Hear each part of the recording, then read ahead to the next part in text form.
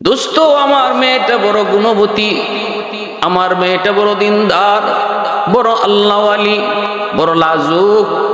নবীজির দাদা Abdul Muttalib বলতেছে, দোস্ত, তোমার মেয়ে আমেনার যতগুলি গুণ তুমি বলেছ, সবগুলি গুণ আমার এই সন্তান আব্দুল্লাহর কাছে আছে।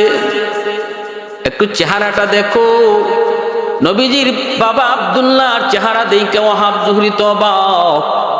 হবেই তো, ললাটের ভিতরে তো মুহাম্মদী নূর চমকায়, ললাটের মধ্যে মুহাম্মদী নূর চমকায়।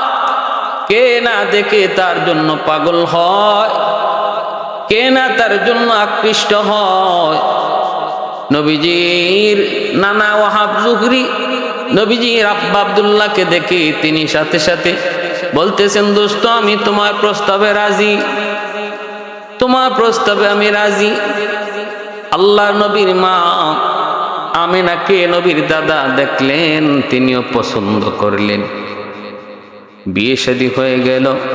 বিয়ে হওয়ার পর 3 দিন নবীজির বাবা আব্দুল্লাহ মদিনায় ছিলেন। এরপরে যখন মক্কায় আসেন, আবারও সেই রাস্তায় ওয়ারাকা বিন নওফলের মেয়ে মরিয়ম দাঁড়ায় আছে। দাঁড়ায় নবীজির বাবা আব্দুল্লাহর চেহারার দিকে তাকাইয়া কিছু না বলে চলে যায়। অন্যদিন রাস্তায় পেলে রাস্তায় আটকায়া কত প্রস্তাব দেয়, কত কথা কয়, কিন্তু আজকে কোনো কথাই বলে নাই। নবীজির বাবা আব্দুল্লাহ অবাক।